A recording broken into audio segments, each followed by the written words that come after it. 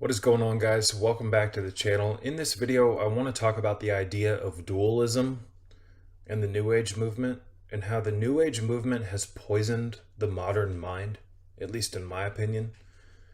The New Age movement, folks, is a psyop of sorts, whether you're aware of it or not. There's a lot of crazy history to the whole hippie movement and the stuff that was going on in the 40s through the 60s and the psychedelic movements. Now, I'm not against psychedelics per se, but I am against the improper use of anything. And there was this huge cultural tidal wave of stupidity that manifested largely in the 60s when in regards to psychedelics. And it was kind of the birth of the New Age movement to some extent, and the New Age movement is built on a lot of garbage. Now, we've gone over the history of, the 60s flower movement and psychedelics and MK Ultra and Timothy Leary and all this crazy stuff in the past, so I'm not going to expound upon it in this video. I am, however, going to say that the New Age movement has poisoned the rational mind of man and womankind. It is so easy to get sucked into this feel-good kind of New Age religion. Now, you may be thinking that, what the hell are you talking about, Brandon? You talk about New Age concepts on this channel. You even talk about crystals and this, that, and the other. I'm in no way, shape, or form saying that everything that falls under the banner of the New Age movement is poisoned. Absolutely not. But what you will not find, for the most part, on this channel is me regurgitating New Age concepts like a lot of the people who have become spokespeople, for this movement. In fact, if you watch my channel and you listen to my videos, most of my stuff is anti-New Age movement. I've been talking about the New Age movement and how it's bullshit since this channel started. And if you don't believe me, all you have to do is go into my archives and go to the search icon, type in New Age. I have multiple videos on the New Age deception and how this is supposed to make you feel good. It's supposed to sedate you, the New Age movement, in this crazy world. It takes away your rational thinking because it wants you to think, folks, the most poisonous aspect of the New Age movement, this New Age crazy religion, if you want to, we can call it a religion for sure. Excuse me. The most dangerous and poisonous part of the New Age movement is that it wants you to think that everything happens for a reason. It wants you to, again, think that everything happens for a reason. And the flaw in this, folks, is that by default, by subscribing to the idea that everything happens for a reason, you justify every wrongdoing and all the evil in the world. You don't just get to pick and choose like God certain things, everything happens for a reason. Well, if everything happens for a reason, folks, you have to apply that to evil. You can't just subscribe to, using that phrase or believing that everything happens for a reason for the good stuff. Which is why I just said you can't pick and choose. You're either in it or you're not. The New Age movement is a poisonous movement. And I'm here to tell you, I think I don't want to sound judgmental, but 99.9% of the people that I've known over the years who are deep in this New Age movement, kind of hippie movement, psychedelic movement, they're fried. Their reasoning skills have gone out the window entirely. Hearing some of the stupid shit that comes out of these people's mouths, it's like, it's literally mind control in action. You get to witness the mind control. If you think that everything happens for a reason, then you have to apply that to evil. Now, I'm going to bust the bubble on that bullshit right now because everybody wants to think that, you're just supposed to not buy into this whole dualistic thing and you're supposed to be like, just everything happens for a reason, blah, blah, blah. If everything happens for a reason, then why do you stop or call the authorities when you see crime happening? If everything happens for a reason, then why do you try to intersect evil as it's happening and avoid it?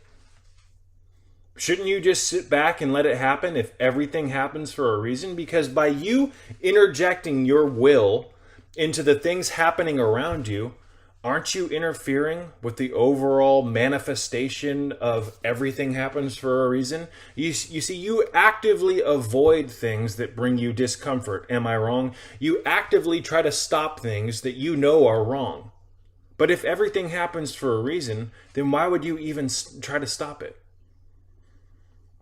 Isn't that interfering with God's will? If you try to interject things from and stop certain things from happening, get a grip. You guys, some of you have lost your mind. It's time to get it back. And we have all of the protocols on this channel on how to do that. How to go about getting your mind back. How to go about reattaining rationality. How to go about reattaining common sense, folks. Which is not so common anymore. Which is not so common anymore in this land of the bottom feeder world. So people say from time to time, why do you talk about evil? Why are you so dual? Because the world is divided, moron. That's why. And I don't mean to sound rude to people, but come on, guys, it's 2021. If you don't think that there's good and evil in this world, then you're lost. You're absolutely lost. And your own actions, the way you react to certain things, prove that your premise is entirely flawed.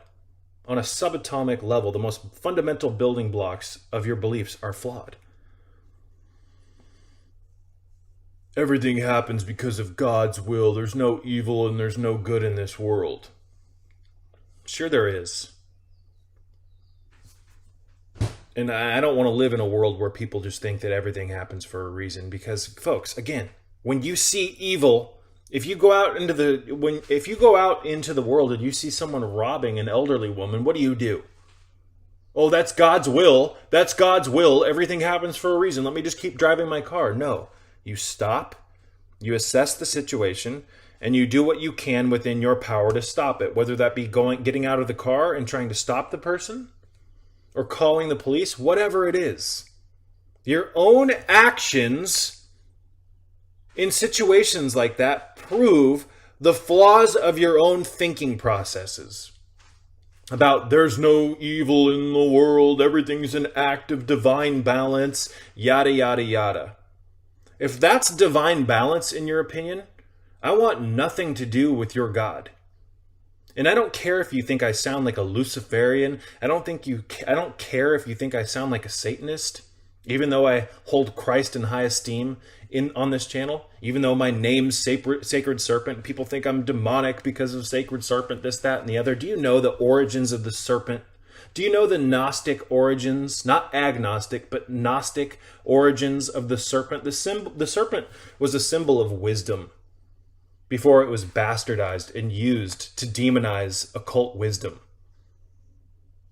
Get your mind right. The serpent is also a symbol of Christ, ladies and gentlemen, whether you want to believe that or not.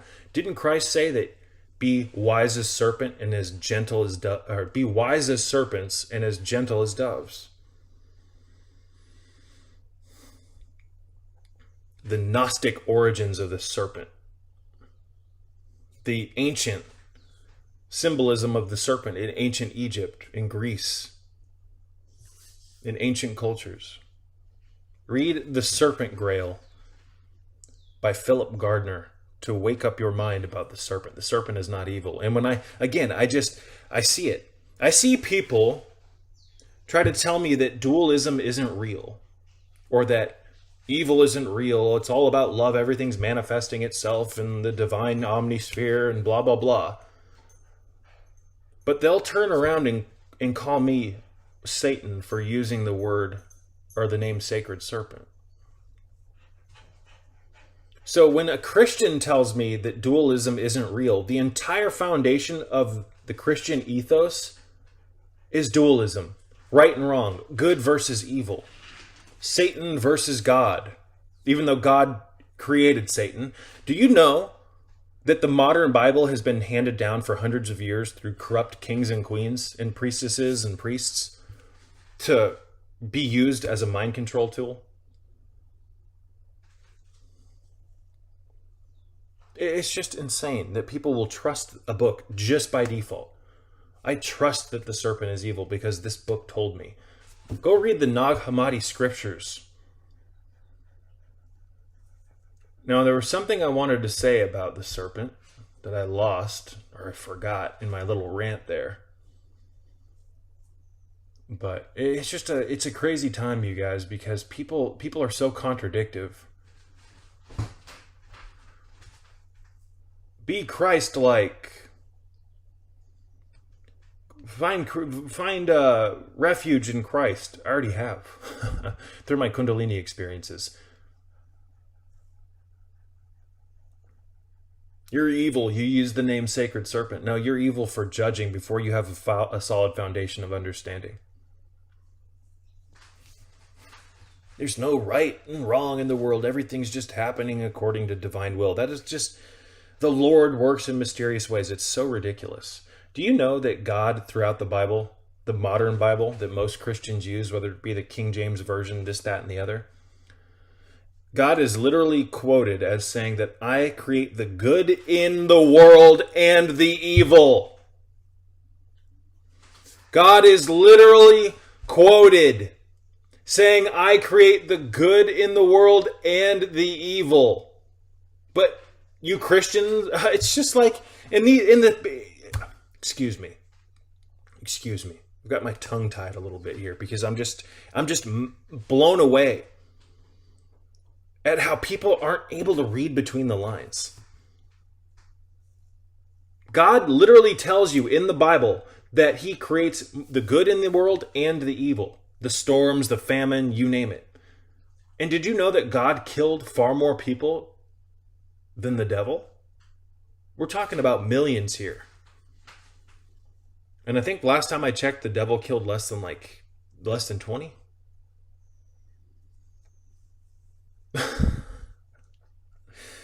And if you go back into Gnosticism, which predates modern Christianity,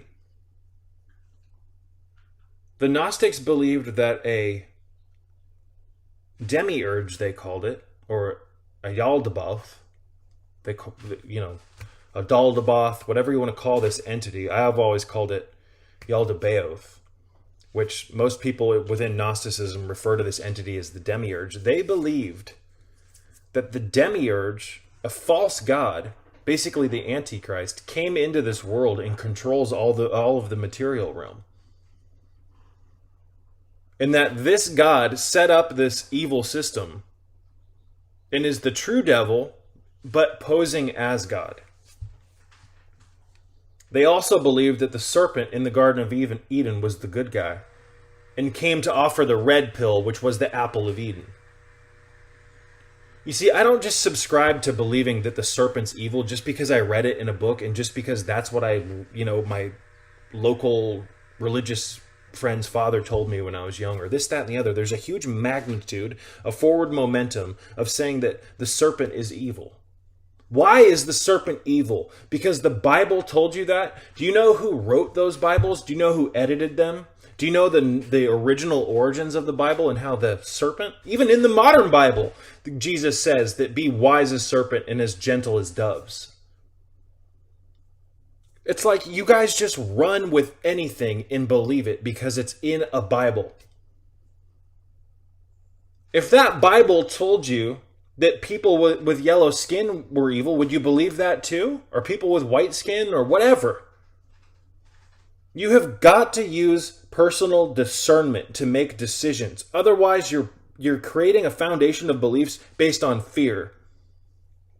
A magical snake came into a garden and tempted Eve into taking the apple, and Adam followed her thereafter, and it poisoned and cursed humanity. What a anti-woman foundation for a religion, that a snake tempted a woman to eat an apple, or we don't even know if it was fruit, excuse me, but that's why we use the term apple of Eden, because it's a widely accepted rendition of the interpretation of the fall. The idea that the woman was tempted by a snake to eat a mystical object that woke up her mind, but that caused the fall of humanity and man followed afterwards.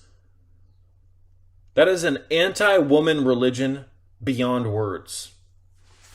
And we have to be baptized because we're evil now and this, that, and the other because of the women and the man's mistake. I mean, disgusting bullshit. Mind control 101.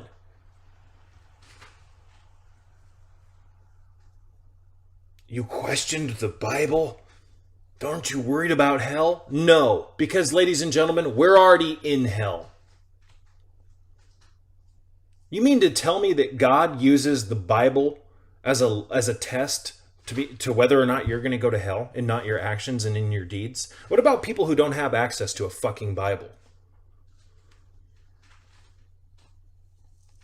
I mean, you guys are just, it's monumental how, I'm not going to, I'm trying to clean my mouth up a little bit, so I'm not going to say certain things, but Jesus Christ, folks.